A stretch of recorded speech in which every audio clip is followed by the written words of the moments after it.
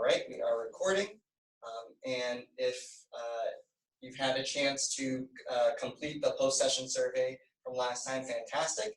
If you haven't had a chance to complete the post-session survey from last time, that should have went out in the email following last session. Please return that back to survivorship@yale.edu. You can also fax it to 203-737-8357. Again, we thank everyone for joining us this bright and early Friday morning for our session. It looks like we have a few more jumping in. I think Anne's back with us, and then we have someone else with us this morning. I'm going to go ahead and unmute. Can you just let us know who's here? Hi, it's Joe. Hey, Joe. Good morning, Joe. Thanks for jumping in. Good to see you, sort of. All right, so again, we're going to be talking about energy balance this morning. And if you can remember too, after this, there will be a post-session survey posted. I am having a little bit of an issue with bots right now. I'm working on resolving it and being able to upload everything. But you all should have the link that I sent out for that, for the materials and recorded sessions. So I will be posting that as soon as I'm able to.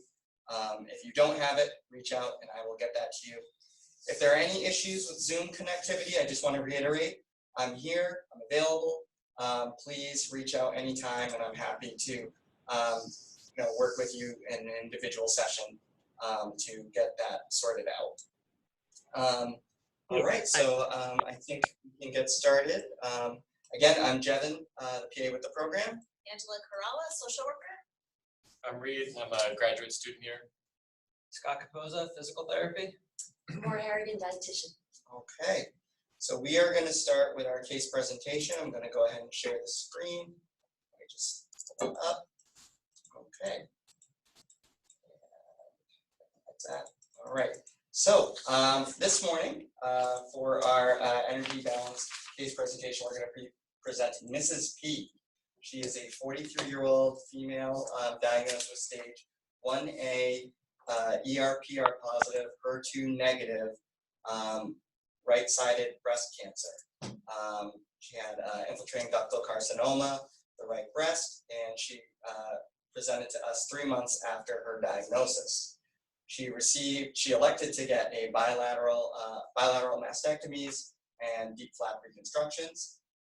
That was on December 10th, 2018. And she started her endocrine therapy shortly after that.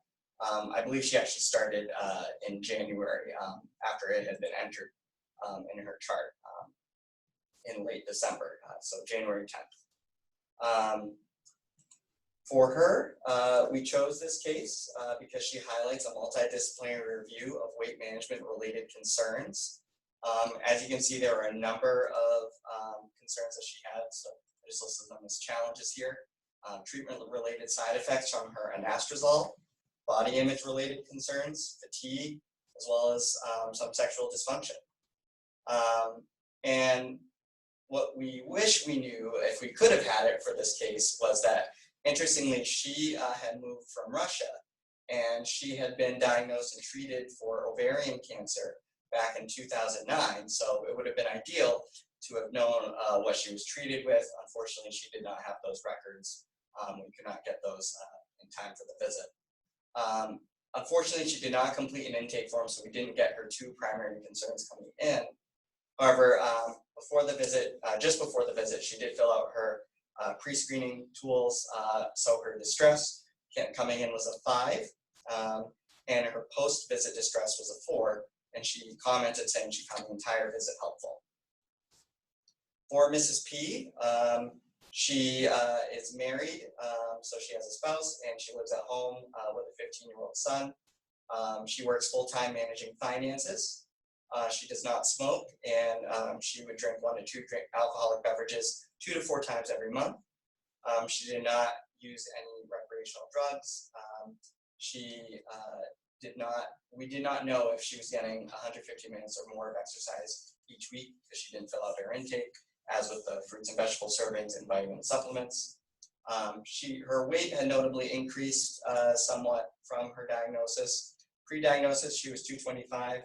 Post-treatment, she was 235, and her current weight just before the visit, about 2 weeks before the visit, was listed as 233 as well. She does have some other comorbidities, notably, again, the ovarian cancer that was in remission. She had some joint pains from the anastrozole. She also had ankylosing spondylitis, and that was the arthritis that's listed here. She had preeclampsia in the past, high cholesterol, high blood pressure, history of psoriasis, lower back pain, reflux, and obstructive sleep apnea. And her cancer-related family history was significant for esophageal cancer in her maternal grandfather. All right, so that is Mrs. P in a nutshell. I want to stop and ask everyone, I'm just going to go ahead and unmute everyone. Were there any questions that you had before I jump into each of our visits?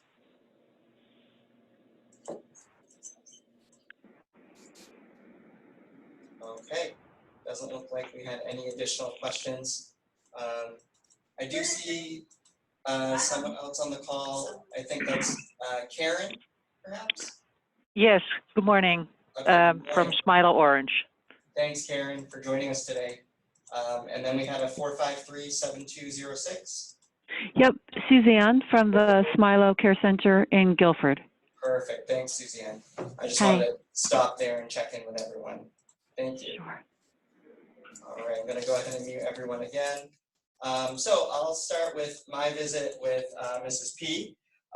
She came in with several concerns that were related to, having a true multidisciplinary crisis in energy balance, things with weight management and so on.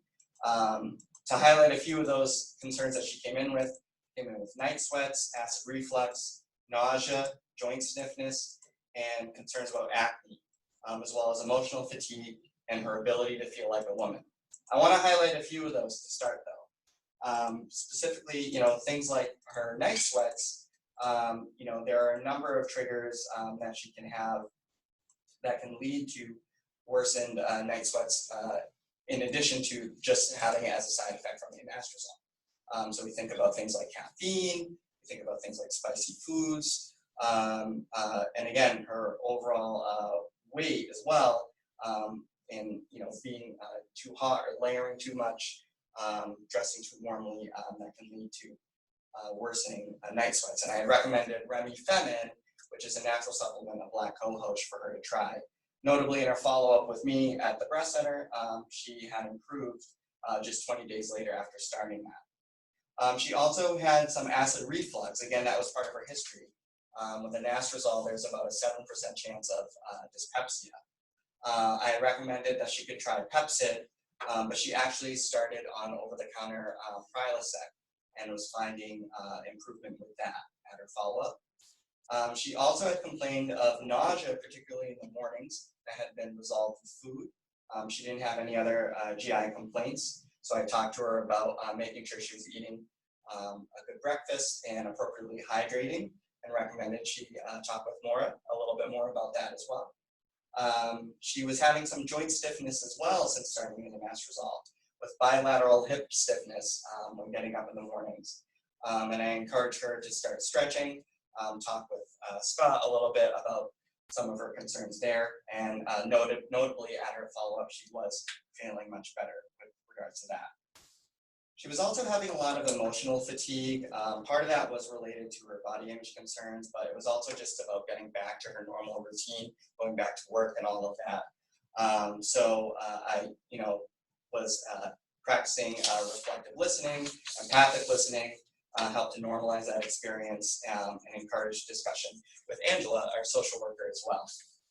And then ultimately, by the late spring, she actually did end up seeking mental health counseling. And again, just to get into a little bit about her ability to feel like a woman, she felt like after the mastectomies, she lost a lot of what she valued in that respect. I offered a referral to our sexuality, intimacy, and menopause clinic. She declined that. Notably, they do work with a mental health counselor there. But again, as I mentioned, she did seek mental health counseling. I again helped to try to normalize some of her emotions after the surgery, and notably in follow-up discussions, her view on her body image had improved, and she actually did seek reconstruction as well. All right, so I'll pass it over to Maura to talk a little bit about her visit. Okay. Good morning, everyone. So a few points I'll make in this case presentation, but then later on in the didactic, I'll do a little more of a deep dive into energy balance. But in this case, the things I want to highlight was one, that she was a recent immigrant and was consuming a customary Russian cuisine that her husband cooked for her. So she didn't have that much control over the meal preparation. So that was one thing. Also, the Russian cuisine tends to be pretty heavy meat-centric. And she was trying to lose weight. She was cutting carbs, increasing her protein. But she was also actively trying to, she's still healing from her bilateral mastectomy. So it took a little counseling to kind of shift the macronutrient proportion of her eating to increase the carbohydrate content. And I call this the protein sparing effect of carbohydrate, where you have to have adequate carbohydrate to allow the protein that is being consumed to be used to promote healing. So you have the carbohydrate as the energy source, protein used as it's meant to be used for building and repair. So she had that out of whack. So we kind of rebalanced that just by simply shifting portion sizes. And the other thing was just to talk about realistic weight goals. So she had a BMI of 39, right? So remember, we don't use BMI as targeted weight goal. So it's a starting point, but for her, we use percentages for weight loss. So a 10% weight loss for her would have been 23 pounds, which would have put her back to about 215 pounds, which her BMI would have been still 34, still obese, but she would have reaped the medical benefit of that weight loss. So a lot of times what I find is patients get told that their weight goal is based upon a BMI of 25. So for in a case like this, a BMI of 25 would have been 155 pounds, would have been an 83-pound weight loss. That's not going to happen, and it sets up unrealistic expectations for the patient and also sets them up to fail. So I just want to use this case to reiterate that we do weight loss based upon percentages, and as little as a 2% weight loss from their highest weight confers medical benefit. So at least 2%. The target really is to get to 10%. So just to drive home that point, and then I'll get into more detail later on. And we'll have Scott take over here. Yeah, so when I saw her at our visit, she from a range of motion perspective, she had actually recovered pretty well. She did present with full upper extremity range of motion, but she did express to me that she had some tightness in her axillae, at range flexion and abduction. She did not have radiation, and so the risk of cording was less, but I double checked that anyway just to make sure. There was no evidence of cording there. Her fatigue score at that time was moderate. It was 5.56, so that's definitely in the moderate range. And as Devin was talking about earlier, her biggest physical complaint was the joint pains from the ophthalmologist.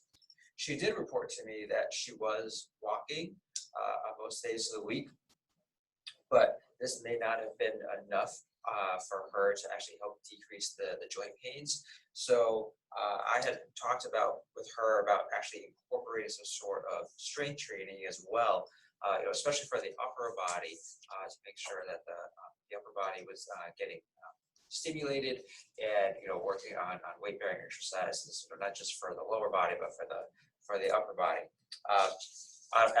Kind of as a sidebar, this patient actually came to me this week for a physical therapy evaluation, and still is presenting with these joint pains. And so when we go into the didactic a little bit, I'll talk about how I'm going to approach that more from a rehab perspective.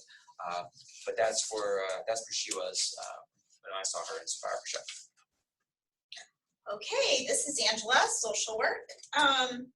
So when I met with this patient, there were a variety of things that her and I discussed, and it's challenging in some respects because we have a limited visit time with the patient. But some of the things that we did touch on were just overall her general emotional well-being, sadness, depression, fear of cancer recurrence, body image issues, sexual dysfunction, sleep, fatigue, as well as lots of interest in usual activities. It was something that she found to be helpful as she had at this point when I saw her return to work full time, and she found it was quite helpful because her work colleagues were very supportive, and also it served as a distraction for her to not be thinking about what she had just been through. One of the main aspects of my visit with her is that during her ovarian cancer diagnosis, she described herself as being a warrior. And she felt like she had really fought it hard, and she also attended a support group in Russia and found that she was supporting other women who were going through what she had been through, and she, you know, again, felt like she had really conquered going through ovarian cancer. But then now with the second diagnosis of breast cancer, as Jevin explained, she really felt like she no longer was a woman. She couldn't even think about calling herself a survivor, particularly because of the two different types of cancer that she had, ovarian and then breast. And so she really struggled with her identity and what it meant to be a woman. So we really talked and processed that quite significantly in the visit. One of the things that I did with her, I tried to encourage her to think about the things that were helpful and helped her cope with her ovarian cancer, and encouraged her to try to incorporate those things back into her life. And I found that the things that she found to be helpful during her first diagnosis, she wasn't actually engaging in those things now. And some of the things that were helpful for her were, you know, just mental health counseling, going to support groups, just doing things that would help others. She's a giver, and she finds a lot of comfort in being able to support other people, and also just find meaning and purpose in the small things. She really talked about enjoying sunsets. So I incorporated some meaning-centered psychotherapy strategies, which I've talked about before in the different echoes that we've had, and really helped her to focus on the things that bring meaning and purpose to her life, and talked about how just because she has a cancer diagnosis, it doesn't necessarily change, you know, her identity. I encouraged her to seek mental health counseling, but at the time that I saw her in clinic, she actually was a little resistant to it. She wasn't quite interested at that point in time. I had the benefit of being able to see her in the breast center when she returned for her different appointments there. And eventually, as Jenna pointed out, she did get connected to a mental health counselor and found that to be quite helpful.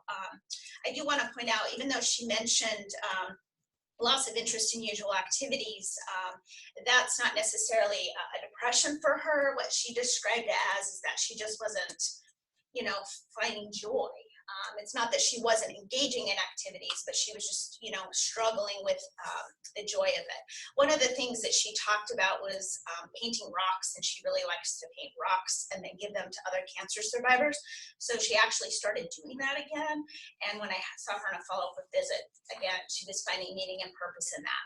And then lastly, just encouraged her to really focus on, you know, mindfulness meditation, and again, gratitude, to help her refocus on, you know, how she can connect with the things that are, you know, meaningful in her life. Great. Well, thanks everyone for sharing a little bit about each of the visits. I want to stop there and check in with all of you. I'm going to go ahead and unmute the room here. If anyone had any questions or comments, anything that maybe they've experienced in their own clinics that can relate to, again, sort of this energy balance and the struggles associated with that, whether it's weight management or something else. Hi, this is Suzanne over in Guilford. So I was just wondering, I know she has a 15-year-old son and, you know, lives with her husband. As a family, did they engage in any family-related, like physical activities, sports, you know, in the winter, things like that? I'm just curious about, you know, not only from a physical, perspective, but also family time together and other things that would bring joy or maybe meaning to her life. So yes, Suzanne, I didn't touch on that, but yes, her and her family spend a lot of time together. They enjoyed hiking, they enjoy traveling, they play a lot of board games together, watch Right. television together, go to movies. So she has a lot of activities that she's very close to her son and has a lot of activities that she does with him. So Right. again, I was encouraging her just to continue to, engage in those things that, bring her joy. Great. Thank you. Thanks, Suzanne. Great question. Yeah. Anybody else have any other questions or comments? I would just say that, I think one of the things that was helpful for this particular patient was to have the same sort of narrative reinforced from different aspects. Yes, thank you, Joe, for pointing that out. Jevin here again.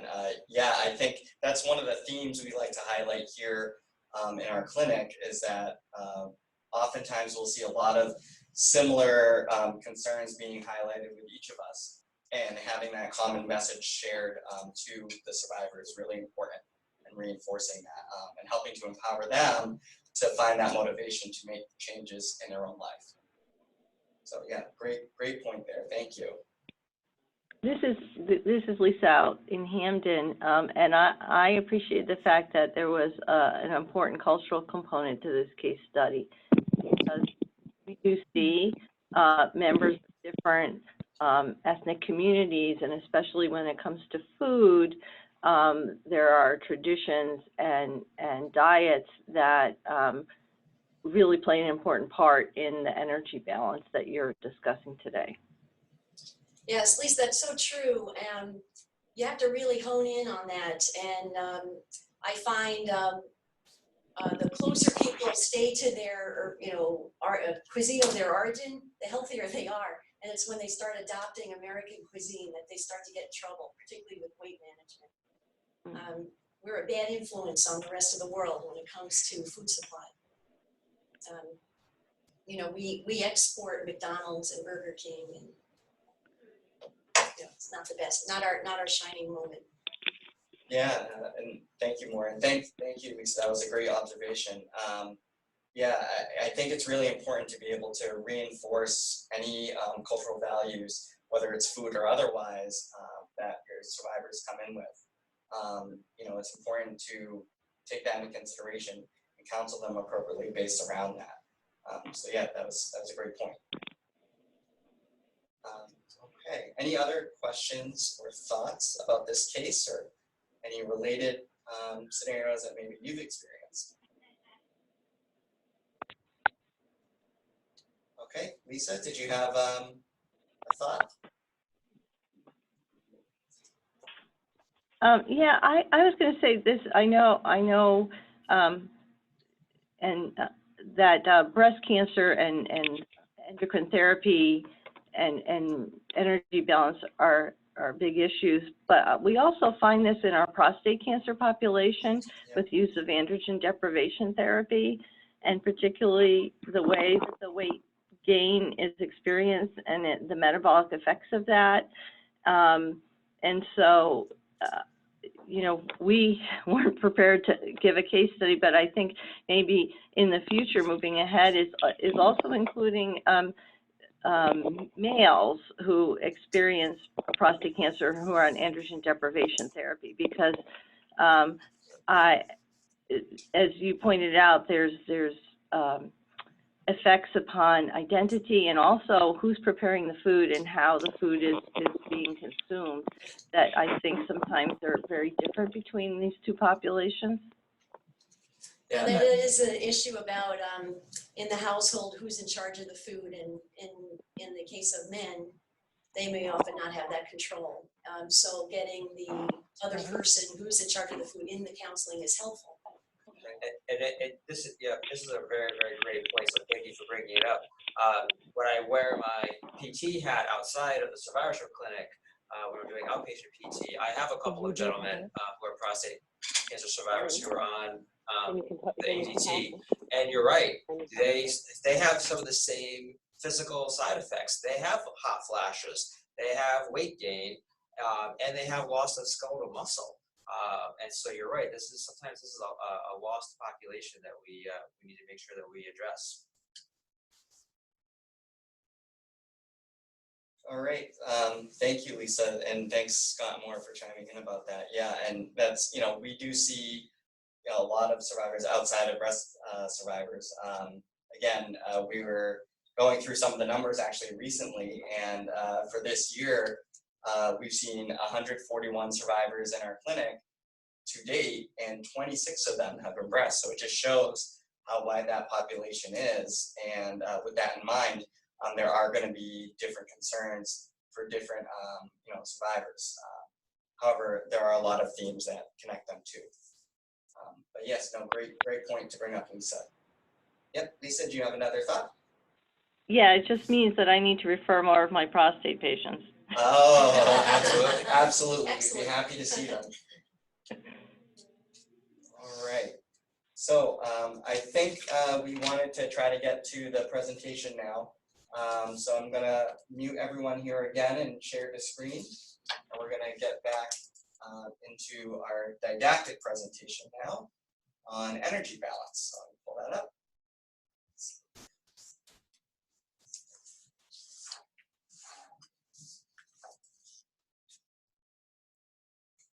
All right, and I'm gonna turn the floor over to Maura. Okay, thanks, everybody. So I wanted to bring to everyone's attention that within registered dietitians' scope of practice, there are advanced practice certifications targeted for adult weight management and oncology dietitian as a separate one, both board certifications. I have both, so I'm synthesizing both of these specialties into this presentation and also into my practice at the Survivorship Clinic. Okay, I'm going to be throwing out a lot of different ideas to you, and I hope, please interrupt, and you can target us through the chat room to flag us. But I really want to kind of broaden everyone's view of how to approach weight management. What's out there in our culture is this dieting mentality, and a large part of my work is undoing dieting mentality. Weight management is not about dieting. However, there is a $72 billion industry that's set up to support this dieting mentality, and these diets are designed to fail, and I'll get into that.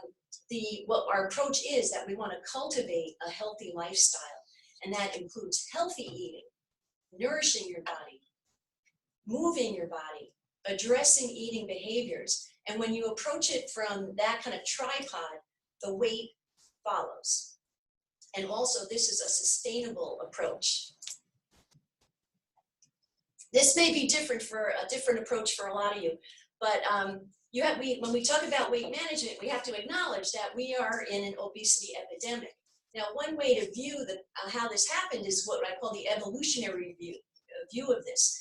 That I know this sounds odd, but we do have a Stone Age body in the 21st century.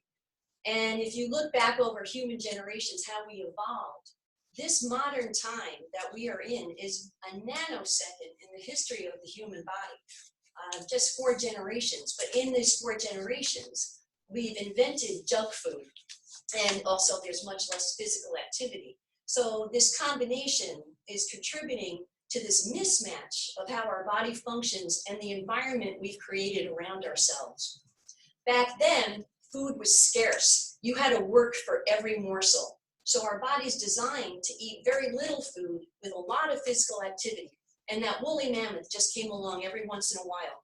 And when it did, you'd feast upon it, and our bodies developed an unlimited capacity to store excess energy when it became available, because it didn't become available that often. Hence, we store every calorie that we take in. Now, flash forward to modern times, we have abundant food, and we've created, of all things, the drive-through window, where you don't even have to exert any physical activity, and you're handed 3,000 calories. Now, of what you're handed are foods that have added sugar, salt, and fat. All right, and I call this a toxic food culture. It actually exploits our biology. So there's a whole science behind this in the whole food industry, where they actually employed food scientists who figured out how to add sugar, salt to trigger our innate preferences for these substances. Sugar is in nature, when you're out foraging, is safe, it's not toxic. Salt keeps you hydrated. Fat is a concentrated source of calories. Our bodies are designed to crave these. We have innate preferences for it, and the manufactured food industry exploits this. Hence, over 70% of our adults are overweight or obese. So, we have a problem. Now, if we take this and apply it to the cancer world, the World Cancer Fund, American Institute for Cancer Research recommendations 2018, number 1, target weight. Be at a healthy weight as a goal, first and foremost. And you can read through the rest of the recommendations. And that's all what folded into our counseling for healthy eating and lifestyle intervention. Now, I'm throwing this out there. Here's the science behind it. Complicated slide, but that how does obesity relate to cancer? And it really has to come down to how much adipose tissue is in the body. And in obesity, the functioning of the adipose tissue becomes dysfunctional. Adipose tissue is not just simply excess calorie storage. It's actually an endocrine organ. So you can see the intermediary biomarkers in the first line and all the metabolic pathways and how that influences a busy slide if you can look at this later, but you all know this, how when cells progress from that funky aberrant cell that progresses to an actual cancer cell. So I'm going to bring in the LEAN study at this point because this is a lifestyle intervention in breast cancer that I designed with Melinda Irwin. In the pilot study of this, we had 200 women and we randomized them into weight loss through a healthy lifestyle and a weightless control. And we did it for 6 months. And I want to point out the lifestyle intervention, the design of it, because it was based upon the very successful diabetes prevention protocol that was done back in the 90s. And it was a lifestyle intervention that they pitted against metformin in terms of prevention of diabetes. And guess what? Lifestyle won out over metformin. And they actually halted the study and started giving everyone in the study the lifestyle intervention. So Melinda and I took that basic lifestyle intervention protocol and updated it at the time with the 2010 US Dietary Guidelines, and then adapted it to the breast cancer population with the appropriate recommendations. But the bottom line, it's basically eating a predominantly plant-based diet, which is low in added sugars and lower amounts of animal proteins. And the exercise component is very straightforward, 150 minutes a week of exercise, 10,000 steps a day. There you have it in a nutshell, the diet and the exercise. But it's labor intensive. The counseling sessions over 6 months were 11 sessions. And we used motivational interviewing, skill building, goal setting, stimulus control. So lifestyle counseling takes time and it takes multiple sessions. The beauty of it was that we did get significant results. Our participants in the intervention group lost on average 8.2% weight, which when we did the blood markers at the end of 6 months and looked at these biomarkers, we saw a significant reduction in C-reactive protein, over 30%, and then over a 10% reduction in circulating insulin and 20% in leptin. So this just gives you the kind of mechanisms of the power of healthy eating and exercise in weight management. Now, again, the weight loss goals in the study were job one is always prevent further weight gain. But again, as I mentioned in the case study, we're reframing weight goals. And we did it in targeted steps, 2%, 5%, 10%. Now that was the original lean study, and many of you may be aware of the current lean study, which evolved into an R01, where we're recruiting 250 women. But at the time of diagnosis, the original lean study was in survivorship phase. The genesis of it came out of survivorship clinic. What we were finding with this weight gain with breast cancer patients, that's how the original lean study came in. And then the women in the study were saying, why didn't we get this information sooner? So then we designed it to intervene at diagnosis, and we're doing it with women who are receiving chemo. So that's kind of how we ended up at the lean today. But I'm just going to do, okay. Yeah, so if anyone, we can stop. I know I'm talking fast. Does anyone have any questions or comments so far? I kind of threw out a lot of information. I'm going to go ahead and unmute everyone. Anyone has any thoughts, questions, comments?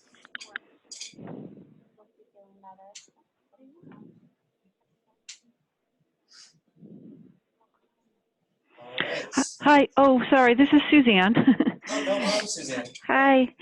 So I was just wondering about the issue of sleep deprivation for our cancer survivors. I think it does come up in different ways, but also how sleep deprivation can also impact on appetite, or I don't know if it does that. I'm sure it does that impact on appetite, but the issue of vulnerability to the sugar, salt, fat, opportunities that are out there for our cancer, survivors. And I just didn't know how sleep deprivation gets incorporated, or how it's incorporated into helping to educate, survivors around the, like the lean study principles that are very helpful, So that's just a question I had. That's a good question. I think Angela's going to touch upon that in her piece of this, but it's so true. I mean, if you're not getting adequate sleep, it's very difficult to eat well because you're feeling fatigued and you tend to go more towards the added sugars, salt and fat types of readily available foods because you just don't have the energy, or even you're not that well organized to eat well. So Right. You're more apt to go for what's ready and available. And Right. yeah, it's a kind of a vicious cycle. Mm. Or that there's a misunderstanding or a misperception that somehow eating is going to help with the feelings of exhaustion or fatigue that come with, post-cancer adjustment, but also lack of sleep. Do you know what I mean? That people are eating because they think that's going to help them feel more energetic. True, and they are eating for the fuel, the sensation of having fuel and energy. Doesn't really address the fatigue that comes from the poor sleep. And also meal timing, as we talked about last time, plays into that. Often, shifting calories away, which in that scenario tends to be late day eating, and shifting calories distribution to earlier in the day and creating this overnight fast is really important, a key component to better sleep hygiene, and also just matching your fueling with your body's activity. Right. And not to mention as well, Jevin here again, let's not lose the physical activity component of sleep deprivation as well. Right. People who are sleep deprived aren't going to want to be able to, go out and do their exercise routine anymore and contribute to that. You have that dual problem with poor eating habits and lack of physical activity. This is Lisa from Hamden. We've really spent a lot of time on this, but I just want to say I really appreciate Suzanne's comment because I find that sometimes patients are eating at night because they're bored. They're up and what do they have to do? And so they're telling me they're getting up and they're hoping that having something to eat will make them tired so they can go to bed. Mm-hmm. Right. So. And that's a great point, Lisa. Thank you for bringing that up. It's something that we see, I think, a lot too in the survivorship clinic. And it's about finding ways to help, nourish themselves such that they don't feel the need to eat overnight, and then helping to address these sleep-related issues, and help on that end as well. So it really is that dual component of addressing the sleep and addressing the poor eating habits. Yeah. And sometimes just finding out what foods are they eating at night, and even making some better substitutions that would not contribute to weight gain. So there are ways to do that too. But that's kind of the eating behavior component of lifestyle, and kind of addressing that with the patient as, that's a habit you have, that's an eating behavior, and that's contributing to your overall weight management issue. So even pointing it out, people aren't always aware, they don't always make that connection. Great questions from everyone. I think we're going to jump back into the presentation, just so we can still try to finish up on time here. But thank you, everyone. I'm going to go ahead and mute everyone actually real quick. Oh, okay, thanks.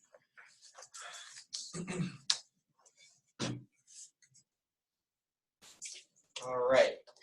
I'll give it back to Maura. Yeah, so when it comes to, now I'm just going to get into some counseling tips, because to go back to Joe's comment about giving a consistent message, and I want to end, that will be at the end of this didactic, is crafting a consistent team message. But I want to point out that it's really about the skill building, and this is what I often say: if you give a man a fish, you only feed him for a day. But if you teach them how to fish, you feed them for a lifetime. So that's really the philosophy of lifestyle intervention. So again, some teaching points for you. The predominantly plant-based diet.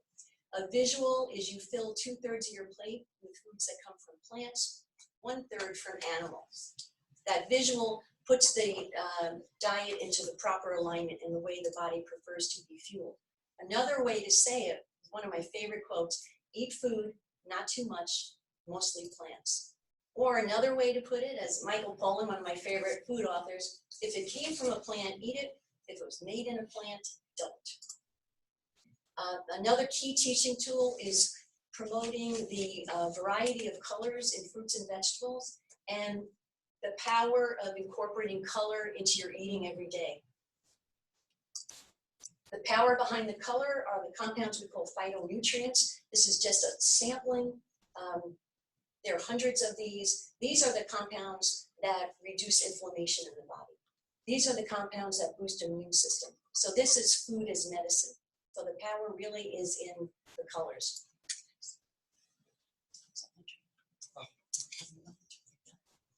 So we also do skill building, and one of the ways is we teach how to read labels. And just to bring to everyone's attention, this is a new change in the food labels. We're under total carbohydrate. They're now breaking out the added sugars. This is a really good, useful tool to teach people. So in this example, of the total sugars, 12 grams, 10 of those are added sugars. 2 of them are naturally occurring. Now, we try to cap added sugars at 30 grams a day. So you get some, but then you pick and choose where you have it. And just as a frame of reference, 1 teaspoon of sugar is 4 grams. And the last component of the eating behaviors are the mindful eating, where you teach people how to honor their hunger and fullness cues. So I gave you kind of the quick highlights of the nutrition piece of it, and now we're kind of tight on time here, so we're going to go to the physical activity and social work, and I do want to get to the team message at the end, the 5 points, which is really important. Yeah. So you've probably seen this slide before. I've talked about these new American College of Sports Medicine exercise recommendations, and how we can kind of target certain side effects that we see in our survivors. And so but again, going even beyond taking those recommendations for 150 minutes a week of exercise, how do we actually tailor that to make that a little bit more individualized? And I think this actually even goes back to our case study from earlier, where there's this idea of, are you fit? And FIT is an acronym for frequency, intensity, time, and type. And it's funny because I'll actually do this in a reverse. I'll actually start, we're talking about energy balance and weight management. I'll start with the type with our patients and say, what do you like to do? It's not enough for me. It's inappropriate for me to project onto our patients, you have to do this or you have to do that, because if all they're hearing is that, they're not gonna follow through. So to take the extra time to see, what do you like to do? Do you like to walk? Do you like to bike? Do you like to hike? Those types of things. Do you like to swim? Do you like to take classes? That type of thing. So I'll actually go backwards. I'll start with the type of exercise that our survivors like to do. Then we go into the time. And again, 150 minutes of exercise a week is a big number. So we break that down. And even as Devin was alluded to earlier about the combination or the interplay of lack of sleep and physical activity, you're right, somebody who is not sleeping well is going to feel fatigued, so they're not going to feel like exercising a lot. And so sometimes the question I get is, well, if I do 10 minutes 3 times a day versus 30 minutes straight up, does that still work? And I would say yes. Ideally, we build to try to put that all together into one 30-minute session.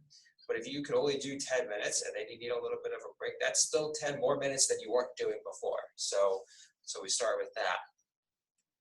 Then we can, as our survivors start to kind of rebuild their endurance, then we can start playing with the intensity. How intense is the exercise?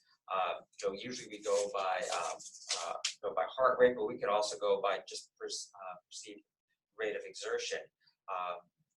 Anything that's going to keep the heart at an elevated level counts as exercise. But then, for some of our survivors who are already exercising and they want to make that next step as far as some additional weight loss or just overall increased feeling fit even more, then we can play with intensity as far as doing some interval training or even playing with the incline on a treadmill. Even just playing with the incline on the treadmill is enough to force the heart and the lungs to work harder. So you can get your intensity that way as well. And then again, frequency is, ideally we try to do it over 5 days a week, but again, we try to tailor that to everybody's needs. And again, just kind of a quick look at, aerobic versus high intensity. Aerobic should be more consistent over the course of the week. The high intensity training, the interval training, you really don't have to do more than 2 or 3 times a week at most.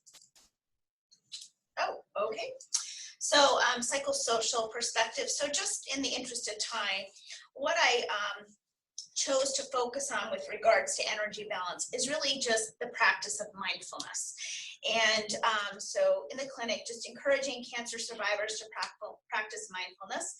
And I'm sure all of you that are on the phone are quite familiar, especially Suzanne, about what mindfulness is. But mindfulness really means paying attention in a particular way, on purpose, in the present moment, and non-judgmentally. And this is a quote from Jon Kabat-Zinn, who is really the guru of mindfulness. It's about paying attention and having an awareness of the present moment with regards to your thoughts, your feelings, sensations that you're experiencing. And there is a lot of research out there that shows that mindfulness meditation reduces stress, improves physical health, allows for harmony in life, and enhances both physical and emotional well-being. So in just to try to bring this all back together, encouraging patients to eat healthy, encouraging patients to exercise, because we know that these things are helpful with coping and just overall well-being. So from a psychosocial perspective, talking about mindful eating, an awareness of the positive and the nurturing opportunities that are available through your food choices and your preparation, taking the time to savor your food, noticing when you're physically hungry, to help guide your decisions as you begin and end your eating. And then with regards to exercise, really paying attention and being aware of your body. What muscles you're using, your breathing, the resistance tension, listen to the needs as you push and as you pull, to protect yourself accordingly. But also asking yourself, how are you feeling emotionally? Be mindful of your thoughts. Some things that can be helpful is just notice your surroundings and finding anchors in your attention and in the motions that you're doing. And then, of course, research suggests that those who intentionally focus on feeling and when they're moving, deliberately, take in their surroundings and enjoy the exercising more.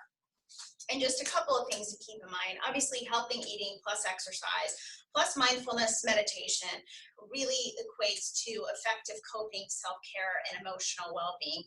I do want to point out, though, if somebody is significantly depressed or anxious, it can be quite challenging to get them to a place where they are able to make healthy food choices, they're able to engage in exercising, or even some meditation. And so, of course, patients who are struggling in this respect would need to be encouraged to, address the emotional component first, through being referred to, counseling, psychiatry, support groups, and so forth.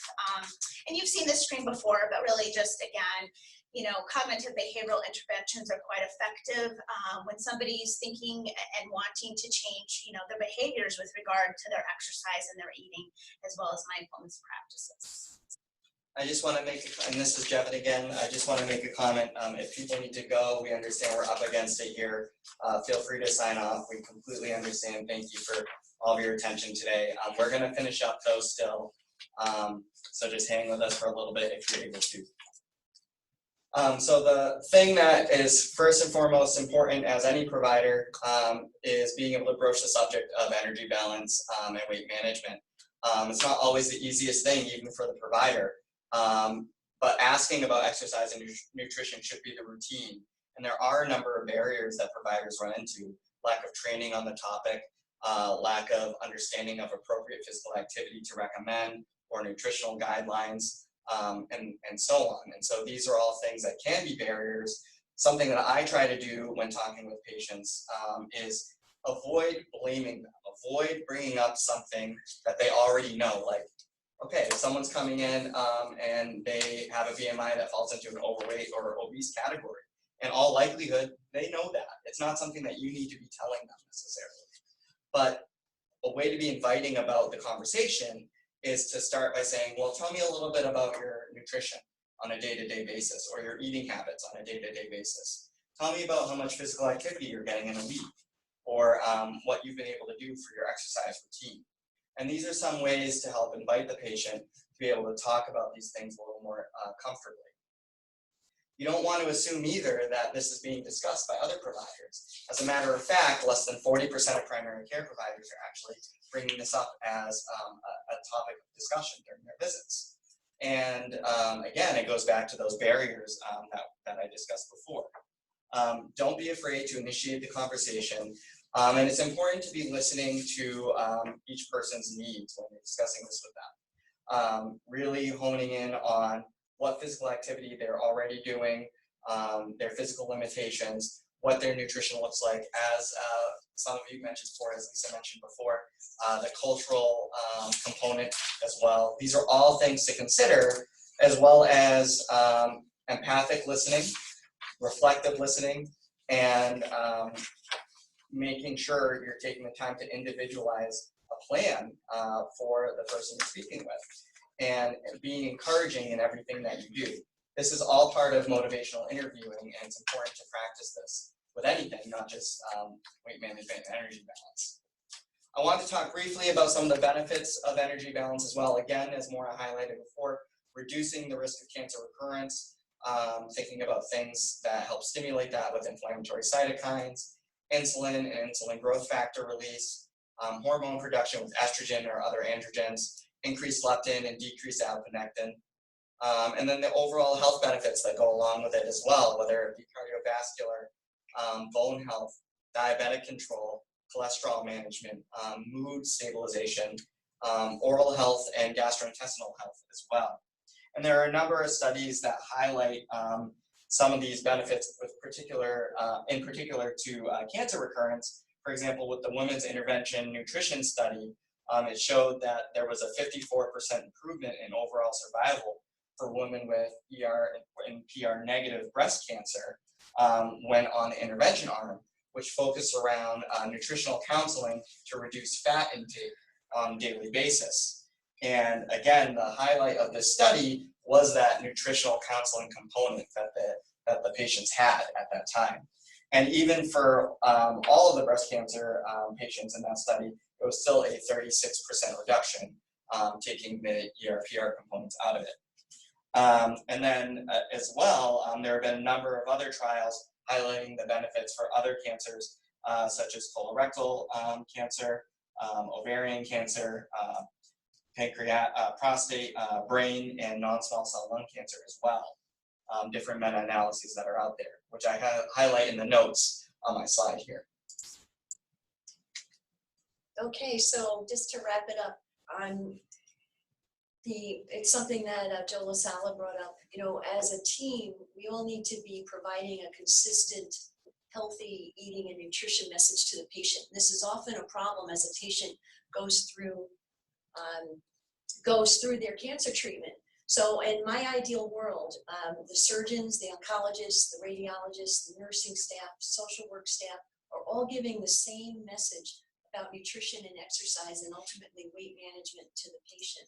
So message number one, nutrition and exercise. This is your contribution to your care. This empowers the patient. Message number two, add a color to every meal. Number three, movement is medicine. Number four, it doesn't have to be perfect. 80-20 rule, 80% of the time, you're on your A game. 20% at your discretion. That 20% is all your fun, foods and treats, and have them, but it shouldn't be the bulk of your eating. And five, that this is an everyday thing, and every day is a new opportunity to move more and eat smarter. And that's it. Thank you everyone for sticking with us. I know we're again up against it, a little over. Appreciate all the attention. For those who have stuck around, any questions? Mr. Pierce? Oh,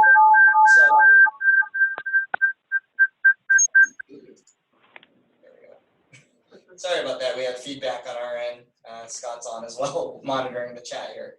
But any questions or comments that you have? Lisa, go ahead. Lisa? Oh, yeah, just really quick. You know, I find that sometimes we tell our patients, especially certain kinds of cancer patients, that we just don't want them to lose weight during treatment.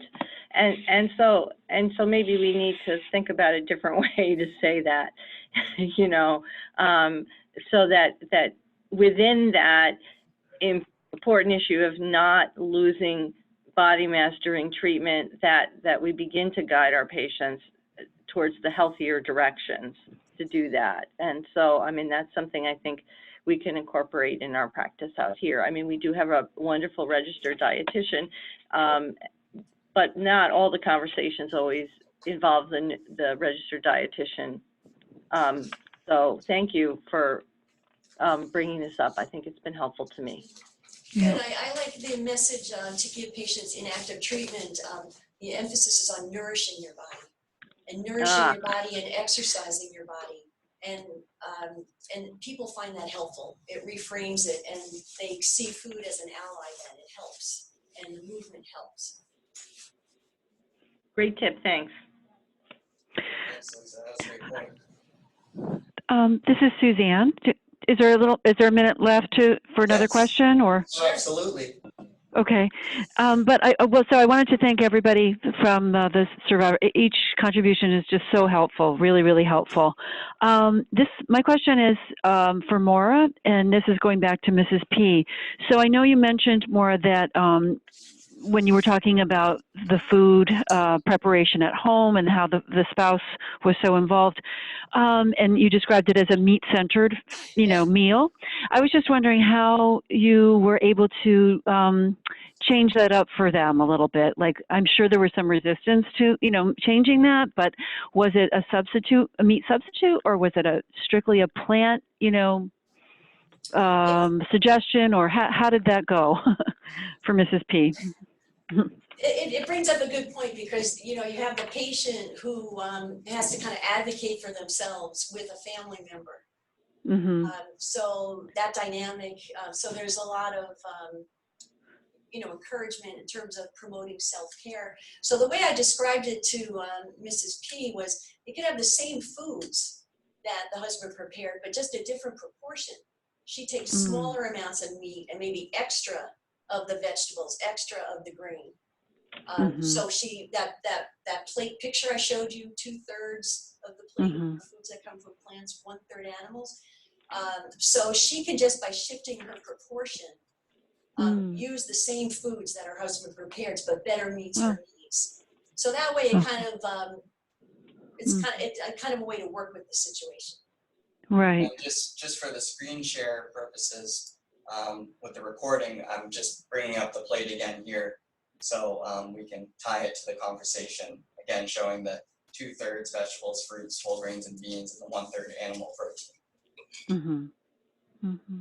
And also tying that to her healing, which she still was healing from that bilateral mastectomy, and explaining it in those terms also helps, and also helping her explain it that way to her husband, that this will help her heal better, her skin will heal, and so it kind of links the diet to, you know, their body. And from an emotional standpoint, we know that when people are eating healthy and exercising, they feel better, and we know that that improves mood, right? Yeah. So that again ties it all in. That once you know you make those healthy lifestyle changes and choices, overall you feel better. And another big thing we talk about is giving permission to our patients for self-care. That's a big message we give them, particularly women. I often say, you have my permission to practice self-care. You have my permission to put your needs first. You have my permission, and I say, as women, we need to tell this to each other. And you know, usually women are like, yeah, absolutely right. And so, and it's not being selfish, but it's providing good self-care. And when you're taking care of yourself, you can take better care of those around you. So that's a big reframing. Absolutely. And one of the things that I sometimes will encourage women to do and to incorporate that self-care piece is to put it in their calendar. Schedule it. This is my appointment for myself to exercise. This is my appointment for myself to meditate. This is my appointment for myself to do something that brings me joy and purpose. And then that, once they get it in their calendar, you know, you can't waver. It's there, right? But also Maura does a great job of letting women and men know that it's okay to enjoy a piece of chocolate cake once in a while, right? That's the 80-20 rule. Thank you, Suzanne. Thank you, Lisa. Wonderful comments, wonderful discussion from everyone today. We want to thank you all. We're going to send out the post-session survey in the email afterwards. We're being kicked out of here. So. Okay, thanks so much, guys. Have a great week. Okay, bye. Bye. Bye-bye. Be here, guys.